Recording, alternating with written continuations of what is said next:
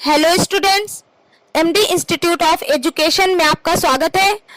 आज हम लोग क्लास 9 के हिंदी का 4th चैप्टर जिसका नाम है प्रेम माधुरी और इसके कवि हैं भारतेंदु हरिश्चंद्र, इसके बारे में पढ़ेंगे। स्टूडेंट्स, इस पाठ को पढ़ने से पहले हम लोग भारतेंदु हरिश्चंद्र के बारे में कुछ महत्वपूर्ण बातें जानेंगे। जैसे भारतेंदु हरिश्चंद्र का जन्म 1850 ईस्वी में काशी में हुआ था। ठीक है। इनके पिता का नाम बाबू गोपाल चंद्र था। इनके पिता अच्छे कवि थे और गिरधर दास उपनाम से ब्रज भाषा में कविता करते थे। इनकी पत्नी का नाम बन्नो देवी था और जब ये छोटे थे तभी इनके माता पिता का स्वर्गवास हो गया था, जिसकी वजह से जो घर का जितना भी सारा घर का जो भी उत्तरदायित्व था वो इनके ऊपर आ गया था। तो जो इनकी शिक्षा थी वो इन्होंने स्वाध्याय द्वारा ही अनेक भाषाओं का ज्ञान प्राप्त किया था और इनकी आजीविका जो थी वो साहित्य लेखन थी।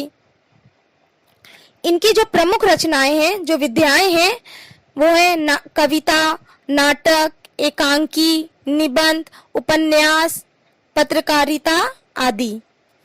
और जो इनकी रचनाएं हैं, इन्होंने लगभग 175 ग्रंथों की रचना की, जैसे जिनमें कुछ महत्वपूर्ण है, जैसे प्रेम माधुरी, प्रेम तरंग, दान लीला साथ में ही है आदि। ठीक है। संपादन, इनका संपादन है कवि वचन सुधा, हरिश्चंद्र मैगजीन और हरिश्चंद्र चंद्रिका। जो इनकी भाषा थी, भारतेंदु हरिश्चंद्र की जो भाषा थी वो ब्रज भाषा खड़ी बोली थी। ठीक है। और इनकी शैली मुक्तक शैली थी। और भारतेंदु हरिश्चंद्र का निधन सन 1885 ईस्वी में हुआ था। ठीक है। और हिंदी साहित्य के क्षेत्र में जो इनका स्थान है वो बहुत ही महत्वपूर्ण इनका स्थान है। इन्होंने 175 ग्रंथों की रचना की। हिंदी साहित्य के विकास में इन्होंने जो भूमिका करी है वो बहुत ज़्यादा ही हमेशा सदैव हिंदी के जगत में इनका योगदान जो रहेगा वो हमेशा याद किया जाएगा। ठीक है। तो चलिए, ये थी कुछ महत्वपूर्ण बातें भारतेंदु हरिश्चंद्र से संबंधित। अब हम लोग इस पाठ को पढ़ना, उसको समझना शुरू करते हैं। स्टूडेंट्स, मैं आपको जो इसके इम्पोर्टेंस पदांश हैं वही पढ़ाऊंगी और आप लोग पढ़ने से पहले आप इसे ये बात जान लीजिए कि मैं जो आपको पढ़ाऊंगी वो आप रजिस्टर में भी शेयर करते चलिएगा ताकि आपको रिवाइज करने में आसानी हो। ठीक है। और आप पेंसिल से इसके जो शब्द के जो अर्थ हैं, जो मेन मैं जो अर्थ बताऊंगी उसे आप लोग नोट भी करते चलिएगा। ठीक है। तो चलिए मैं स्टार्ट करती हूँ। कूके लगी कोयले कदम्बन पे बैठी फेरी। यहाँ पे जो कूके का अर्थ है, कूके का अर्थ होता है कूकना, जैसे कोयल जो बोलती है वही अर्थ है यहाँ पे कूकना। लगी का अर्थ होगा लगी। कोयले का अर्थ होता है कोयल। कदम्बन पे बैठी फेरी, कदम्बन एक वृक्ष है। पे का अर्थ होता है पर, बैठी का अर्थ होगा बैठी, फेरी का अर्थ होता है फिर से। तो इस लाइन का एक लाइन का अर्थ आप लोग समझते चलिए, फिर मैं पूरा एक बार फिर से रिपीट कर दूंगी। तो यहाँ पे भारतेंदु जो हरिश्चंद्र है, पहले आप लोग ये जान लीजिए कि इस पाठ में ये पदांश है, इसमें भारतेंदु हरिश्चंद्र ने किसके बारे में बात की है। तो यहाँ पे जो भारतेंदु हरिश्चंद्र है, इन्होंने वर्षा ऋतु के जो बारिश का मौसम जब आता है तब चारों ओर का जो वातावरण होता है वो कितना सुहाना, कितना सौंदर्य लगता है। तो इन्होंने उसी के बारे में बोला है। यहाँ पे भारतेंदु हरिश्चंद्र ने वर्षा ऋतु के सौंदर्य और उसके आने को, जब वर्षा ऋतु जब आने वाली होती है, आती है, तब उसका जो सौंदर्य है उसका मनोहारी चित्रण किया है। ठीक है। चलिए अब इसका अर्थ देखते हैं। यहाँ पे भारतेंदु हरिश्चंद्र वर्षा ऋतु के मनमोहक जो दृश्य है उसका चित्रण करते हुए कहते हैं कि वर्षा ऋतु के आने पर कोयल कदम के वृक्ष पर बैठकर कूकने लगी है। ठीक है। फिर से देखिए ये लाइन, कूकने लगी, कम अर्थ क्या हुआ, कूकने लगी। कोयल का अर्थ कोयल, कदम्बन पर, कदम्बन पे का अर्थ कदम्बन पर, बैठी का अर्थ बैठी, फेरी का अर्थ फिर से। तो अर्थ यही निकल रहा है कि भारतेंदु जी वर्षा ऋतु के मनमोहक दृश्य को देखकर उसका चित्रण कर रहे हैं। मनमोहक दृश्य का चित्रण करते हुए कहते हैं कि वर्षा ऋतु के आने पर, वर्षा का मौसम आने पर कोयल कदम के वृक्षों पर बैठकर कूकने लगी है। ठीक है, आगे दूसरी लाइन देखते हैं। धोए धोए का अर्थ होता है धुले धुले, पात का अर्थ होता है पत्ते, हिली हिली का अर्थ होता है हिल हिल कर, सरसे लगे, सरसे का अर्थ होता है सुशोभित दिखना, सुंदर दिखना, आकर्षित दिखना। ठीक है, तो इसका अर्थ होगा वर्षा के जल से धुले धुले पत्ते, धोए धोए पात, धुले धुले पत्ते, हिली हिली सरसे लगे, हिल हिल कर अपनी सुंदरता को दिखा रहे हैं। ठीक है, या फिर सुंदर दिख रहे हैं। ठीक है, तो यहाँ पे कह रहे हैं वर्षा के जल से धुले धुले पत्ते हिल हिल कर सुंदर दिख रहे हैं या फिर सुंदर लग रहे हैं। आगे तीसरी लाइन देखते हैं। बोले लगे दादुर, मयूर लगे नाचे फेरी। बोले लगे का अर्थ होगा बोलने लगे, दादुर का अर्थ मेंढक, तो यहाँ पे होगा मेंढक बोलने लगे। मयूर लगे नाचे फेरी, मयूर का अर्थ होता है मोर, लगे का अर्थ लगे, नाचे का अर्थ होता है नाचने, फेरी का अर्थ फिर से। तो यहाँ पे क्या अर्थ निकल रहा है, मेंढक बोलने लगे हैं तथा मोर फिर से नाचने लगे हैं। ठीक है, आगे देखते हैं। देखी के संजोगी जन हिये हर्षे लगे। यहाँ पे देखी का अर्थ होता है देख कर, के संजोगी, संजोगी का अर्थ होता है संयोग या फिर प्रिय से मिले हुए, प्रिय से मिले हुए। ठीक, या फिर संयोगी, जो लोग मिलते हैं, मिल रहे होते हैं, उनकी बात हो रही है। जन का अर्थ होता है लोग, हिये हर से लगे, हिये का अर्थ होता है हृदय। ठीक है, हर्ष लगे, हर्ष का अर्थ होता है खुशी, प्रसन्न। तब अब देखिए इसका अर्थ देखते हैं। अब यहाँ पे कह रहे हैं वर्षा के आने को देखकर, ये जो वर्षा का मौसम आ गया है, इसको देखकर जो संयोगी लोग हैं, मतलब जो लोग आपस में मिल रहे हैं, उनका जो हृदय है वो बहुत ज्यादा खुश हो गया है। ठीक है, आगे की लाइन देखते हैं। हरी भई भूमि सीरी, हरी का अर्थ हरी, भई का अर्थ भई। ठीक है, हरी भई का अर्थ का हरी हो गई। ठीक है, भूमि सीरी, भूमि का अर्थ होता है धरती, सीरी का अर्थ सारी। पवन चलन लागी और हवा चलने लगी है, पवन का अर्थ हवा, ठंडी हवाएं। कह रहे हैं यहाँ पे वर्षा के जल से जो धरती है, पूरी जो धरती है वो हरी भरी हो गई है। जब वर्षा होती है, बारिश होती है, तो आप लोग ने देखा ही होगा कि चारों तरफ हरियाली छा जाती है और पृथ्वी, ये जो धरती है, चारों तरफ जैसे लगता है कि हरियाली छाई हुई है, धुली धुली, सब कुछ कितना अच्छा आकर्षक लगता है। वही कह रहे हैं यहाँ पे कि वर्षा के जल से सारी धरती हरी भरी हो गई है और ठंडी हवाएं चलने लगी। पवन चलन लागी का अर्थ ठंडी हवाएं चलने लगी है। ठीक है, आगे की लाइन देखते हैं। लखी हरिचंद फेरी प्राण तरसे लगे। यहाँ पे इसका अर्थ होगा फेरी का अर्थ फिर से, तरसे, तरसे का अर्थ होता है तरसना।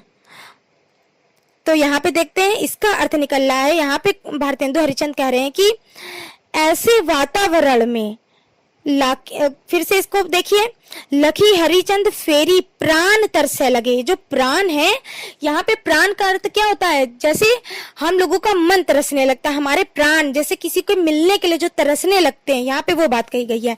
यहाँ पे भारतेंदु हरिचंद कह रहे हैं कि ये जो ऐसा जो वातावरण है, जिसको देखकर, जो इतना मनमोहक वातावरण है, इसको देखकर जो लोग एक दूसरे से बिछड़ गए हैं, वे लोग अपने प्रिय लोगों से मिलने के लिए तरस रहे हैं। ठीक है, समझ में आ गया। कह रहे हैं कि इतना जो मनमोहक वातावरण है, इस वातावरण में जो लोग एक दूसरे से दूर हैं, वो लोग अपने प्रिय को देखने के लिए तरस रहे हैं। आगे देखते हैं। फेरी झूमी झूमी वर्षा की ऋतु आई फेरी। फेरी झूमी झूमी, झूमी झूमी का अर्थ होता है झूम झूम कर, वर्षा का अर्थ होता है वर्षा, की ऋतु, ऋतु का अर्थ होता है मौसम, आई फेरी का अर्थ फिर से आ गई है। इसका अर्थ देखते हैं। वर्षा ऋतु झूम झूम कर फिर से आ गई है। फेरी झूमी झूमी वर्षा की ऋतु आई फेरी, तो इसका अर्थ निकल रहा है वर्षा ऋतु झूम झूम कर फिर से आ गई है। आगे लास्ट लाइन देखते हैं। बादर निगोरे, बादर का अर्थ होता है बादल, निगोरे का अर्थ होता है निकम्मा, ठीक है। झुकी झुकी का अर्थ होता है झुक झुक कर, बरसे लगे, बरसे का लगे, बरसे का अर्थ होता है बरसने, लगे का अर्थ लगे, ठीक। तो कह रहे हैं और ये जो निगोरे बादल हैं ये झुक झुक कर मतलब नीचे आकर बरसने लगे हैं। तो स्टूडेंट्स, आपको इसका अर्थ समझ में आ गया होगा। एक बार फिर से आप इसका पूरी व्याख्या एक बार में ऐसे ही सुन लीजिए, ठीक है। यहाँ पे भारतेंदु जी वर्षा ऋतु के मनमोहक दृश्य का चित्रण करते हुए कहते हैं कि वर्षा ऋतु के आने पर कोयल कदम्ब के वृक्षों पर बैठकर कूकने लगी है। वर्षा के जल से पत्ते धुले धुले, ये जो पत्ते हैं ये धुले धुले दिख रहे हैं और हिल हिल कर सुंदरता प्रदर्शित कर रहे हैं। मतलब कि वर्षा के जल से ये जो धुले धुले पत्ते हैं ये हिल हिल कर सुंदर दिख रहे हैं। मेंढक बोलने लगे हैं तथा मोर नाचने लगे हैं और वर्षा के आने को देखकर जो लोग आपस में मिले हुए हैं, जो एक साथ रह रहे हैं, जो संयोगी लोग हैं, संयोगी जन हैं, वो बहुत ज्यादा खुश हो रहे हैं। वर्षा के जल से धुली हुई सारी धरती हरी भरी हो गई है, ठंडी हवाएं चलने लगी हैं और ऐसे वातावरण में जो लोग एक दूसरे से बिछड़े हुए हैं, एक दूसरे से दूर हैं, वो अपने प्रिय के दर्शन को पाने के लिए तरस रहे हैं।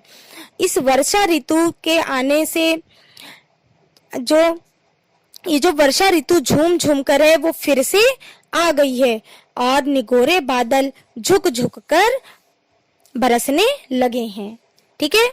चलिए अब आगे का पदांश देखते हैं। स्टूडेंट्स, ये इसका आगे का पदांश पढ़ने से पहले हम लोग इसके संदर्भ और प्रसंग के बारे में जानेंगे, ठीक है। तो आप इसका संदर्भ कैसे करेंगे, जैसे मैंने आपको पहले की वीडियो में, फर्स्ट चैप्टर की वीडियो में बताया था कि सबसे पहले हम लोग 3 बात को ध्यान में रखते हैं कि उसका खंड कौन सा है, शीर्षक क्या है, इसके राइटर जो कवि हैं वो कौन है, ठीक है, पोएट कौन है। तो हम ऐसे करते हैं संदर्भ, प्रस्तुत पदांश। अब पदांश क्यों हम बोल रहे हैं, गद्यांश क्यों नहीं बोल रहे हैं, क्योंकि ये पद से लिया गया है, काव्य खंड से लिया गया है, तभी इसीलिए हम लोग इसे पदांश बोलेंगे। जब हम गद्य खंड से, जब किसी कहानी से कोई बीच का कोई पैसेज या कोई पार्ट लेके हम लोग उसकी व्याख्या करते हैं, तब हम उसे गद्यांश बोलते हैं। यहाँ पे हमने काव्य खंड से लिया है, इसलिए हम इसे पदांश बोलेंगे। तो संदर्भ ऐसे करते हैं, प्रस्तुत पदांश हमारी पाठ्य पुस्तक के काव्य खंड के प्रेम माधुरी शीर्षक से उद्धृत है। उद्धृत का अर्थ लिया गया है। प्रेम माधुरी, क्योंकि हम लोग 4th चैप्टर का नाम क्या है, प्रेम माधुरी है, तो वही शीर्षक हुआ हमारा। फिर इसके जो कवि है वो कौन है, भारतेंदु हरिश्चंद्र है, ठीक है। तो आप ऐसे भी लिख सकते हैं कि इसके कवि भारतेंदु हरिश्चंद्र है या फिर ये पाठ भारतेंदु हरिश्चंद्र द्वारा रचित है। और जैसे मैंने आपको अभी भारतेंदु हरिश्चंद्र की जब महत्वपूर्ण बातें बता रहे थे तो मैंने बताया था कि इन्होंने ग्रंथ, पूरी इनकी एक ग्रंथावली है जिसका जैसे 175 इन्होंने ग्रंथावली लिखी है, जिसमें से ये एक प्रेम माधुरी भी एक पार्ट है उसका, ठीक है। तो हम ऐसे भी कर सकते हैं, यह भारतेंदु हरिश्चंद्र द्वारा रचित भारतेंदु ग्रंथावली से लिया गया है, ठीक है। और मैंने ये जो पदांश पहला है इसकी व्याख्या को पढ़ने से पहले मैंने आपको एक लाइन बताई थी कि यहाँ पे भारतेंदु हरिश्चंद्र किसके बारे में, ये जो ये पदांश है जो लिखा है यहाँ पे ये किसके बारे में ये बता रहे हैं, तो वही जिसके बारे में जो कवि बताता है वही चीज हम, जो इसका मेन थीम होता है वही चीज हम लेके इसको प्रसंग में लिखते हैं। जैसे यहाँ पे प्रस्तुत पदांश में कवि ने वर्षा ऋतु के सौंदर्य और उसके आने का, मतलब उसके आगमन का मनोहारी चित्रण किया है। यही आपका प्रसंग होगा यहाँ पे, ठीक है। चलिए अब दूसरा पदांश देखते हैं। और जब इसकी जो आप संदर्भ करेंगे, संदर्भ प्रसंग, फिर उसके बाद जो व्याख्या मैंने समझाई है वही व्याख्या आप इस पदांश की बात करेंगे। पहले संदर्भ करते हैं, फिर प्रसंग करते हैं, फिर उसके बाद व्याख्या करते हैं, ठीक है। चलिए अब आपको समझ में आ गया होगा। दूसरा पदांश पढ़ते हैं। जिए पै जू होई अधिकार तो विचार कीजिए। स्टूडेंट्स, यहाँ पे ये जो दूसरा पदांश है, यहाँ पे इसमें श्री कृष्ण उद्धव को गोपियों के पास निर्गुण ब्रह्मा का उपदेश देने भेजते हैं, ठीक है। यहाँ पे ये बताया गया है कि श्री कृष्ण जो है ये उद्धव को गोपियों के पास भेजते हैं कुछ निर्गुण ब्रह्मा की उपासना उपदेश देने के लिए, उसका ज्ञान देने के लिए भेजते हैं। लेकिन जो गोपियां हैं वो सुनने को तैयार ही नहीं है। वो अपने मन की दशा उद्धव से कहती हैं कि उद्धव जाके श्री कृष्ण को गोपियों के मन की दशा को बता दें, ठीक है। इसके बारे में यहाँ पे बताया गया है। तो चलिए अब इसकी व्याख्या समझते हैं। जिए पै जू होई अधिकार तो विचार विचार कीजिए, लोक लाज भलो बुरो भले निर्धारिये। जिए पै का अर्थ होता है हृदय पर, ठीक है।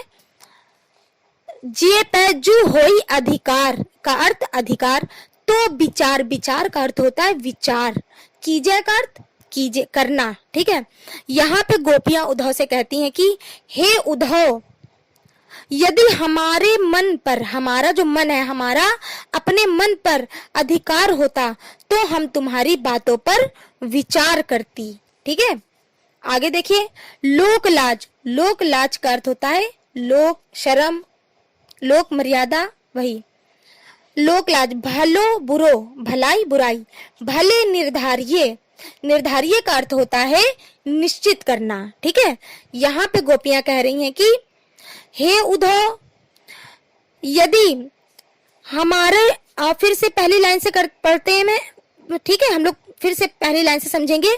यहाँ पे गोपियां उद्धव से कहती हैं कि हे उद्धव, यदि हमारा अपने मन पर अधिकार होता तो हम तुम्हारी बातों पर विचार करते और लोक मर्यादा, लोक लाज से बना लोक मर्यादा, भलो बुरो से भलाई बुराई का भी निर्धारित का अर्थ निश्चित करते। तो इसका अर्थ निकलेगा लोक मर्यादा भलाई बुराई का भी उचित रूप से निश्चय करते, ठीक है।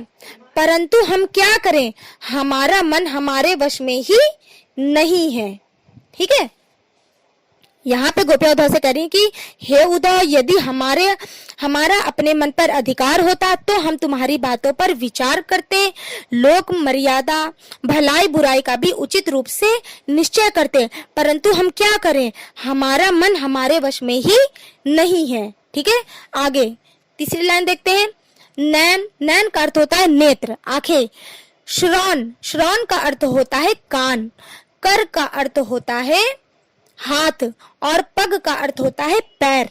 यहाँ पे कह रहे हमारे नैन का अर्थ नेत्रों पर, श्रवण का अर्थ कानों पर, कर का अर्थ हमारे हाथों पर, पग का अर्थ और हमारे पैरों पर, सबे पर, सबे का अर्थ होगा सब पर।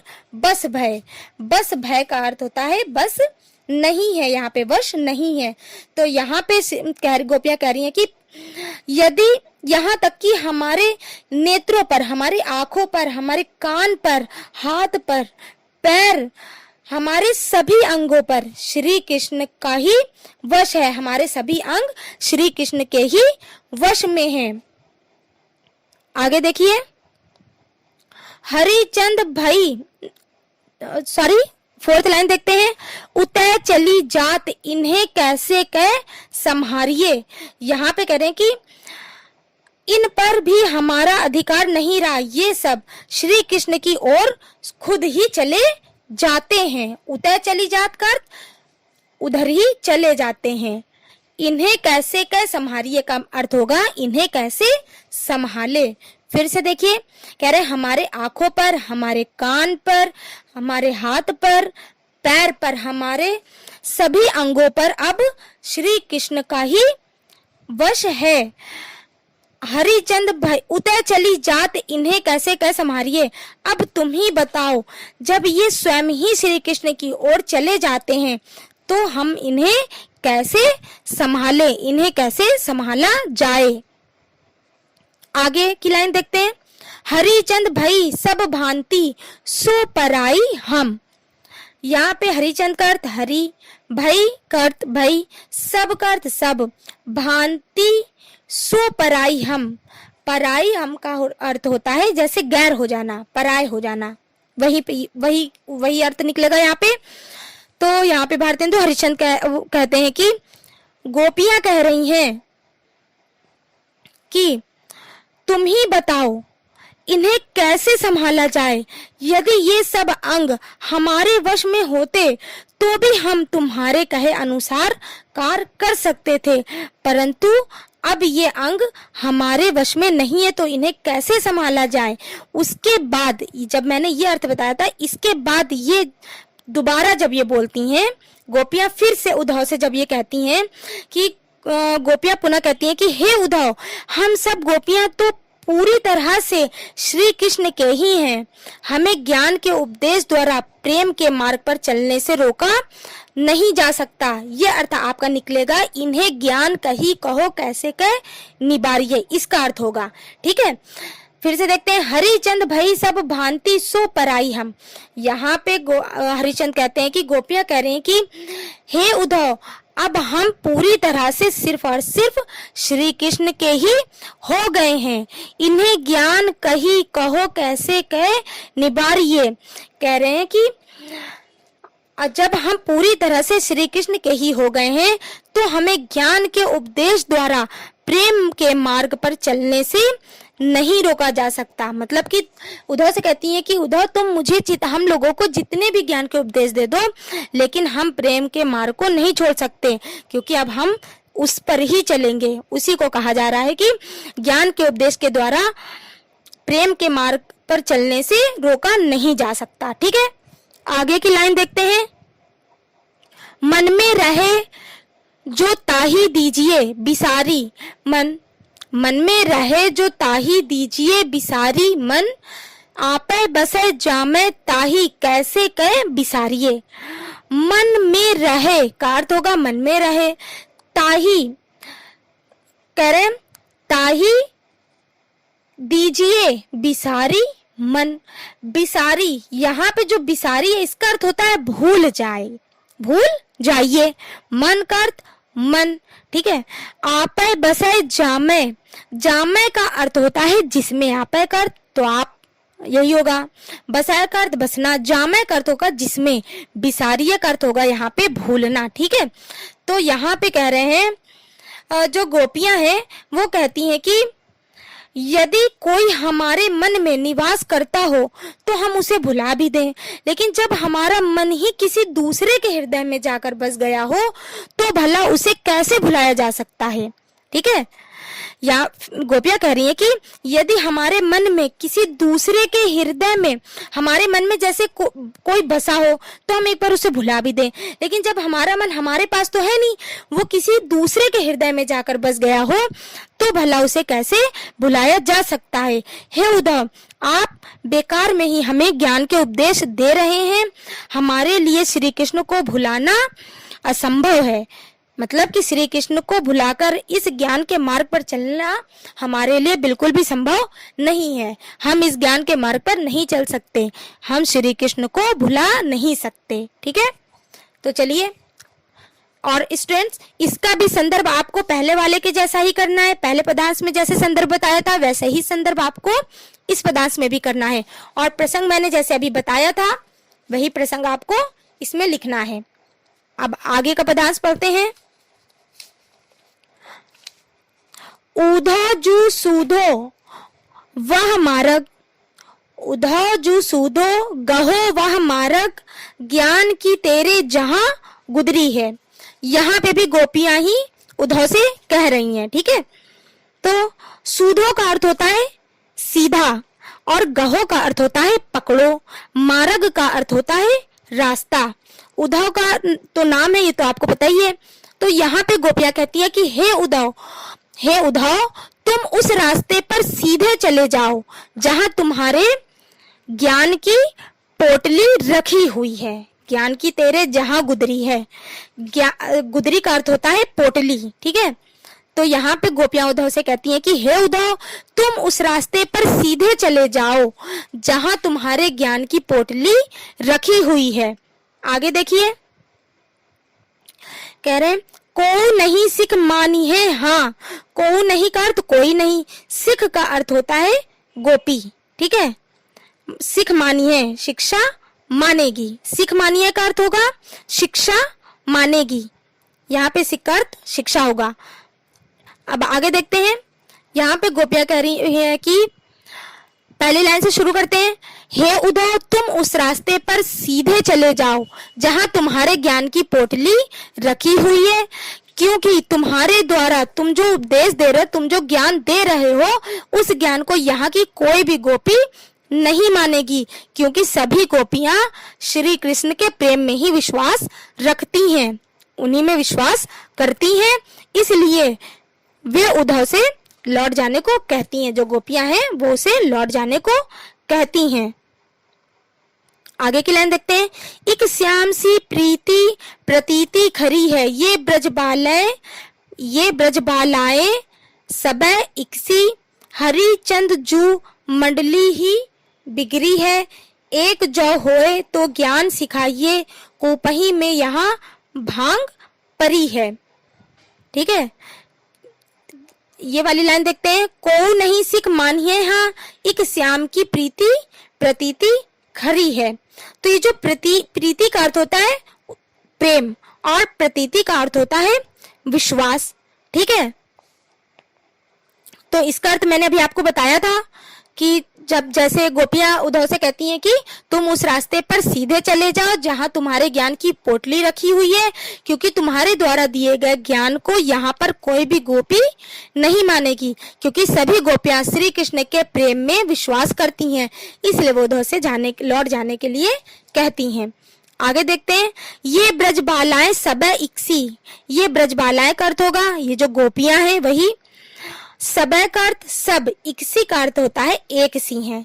तो यहाँ पे गोपियां उद्धव से कहती हैं कि हे उद्धव, यहाँ पर सभी ब्रजबालाएं एक सी हैं, सब की जो प्रकृति है, मतलब सबका जो स्वभाव है वो सबका एक सा ही है, ठीक है।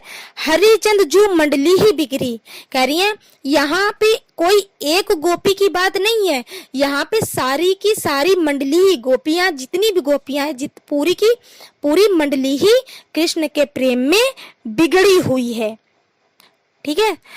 एक जो होए तो ज्ञान सिखाइए, कह रही यहाँ पे गोपियां कहती हैं कि यहाँ पे यदि एक गोपी होती तो तुम उसे समझा सकते थे, उसे अपने ज्ञान के मार्ग पर ले जा सकते थे, लेकिन कूपी ही में यहाँ भांग पड़ी है।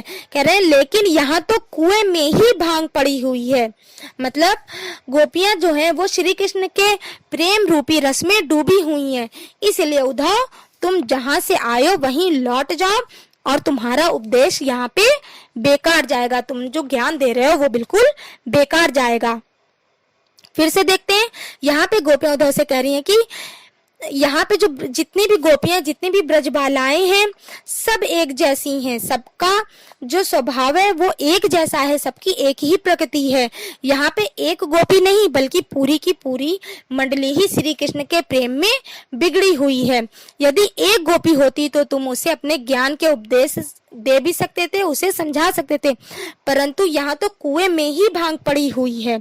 यहाँ पे सभी गोपियों ने श्री कृष्ण का प्रेम रूपी रस पी लिया है और उन्हीं के प्रेम में डूबी हुई हैं। इसलिए हे उद्धव, तुम जहां से आए हो वहीं लौट जाओ, क्योंकि तुम्हारा यहाँ पर ज्ञान देना, उपदेश देना बेकार है, ठीक है स्टूडेंट्स। तो यहाँ पे आपका ये 4th चैप्टर खत्म होता है, कंप्लीट होता है। नेक्स्ट वीडियो में मैं आपको जो 5th चैप्टर है वो पढ़ाऊंगी, ठीक है। और आप अपने इस चैनल को सब्सक्राइब कर लीजिएगा, अपने इस क्लासमेट्स को और अपने फ्रेंड्स को सबको शेयर कर दीजिएगा, ठीक है। बाय।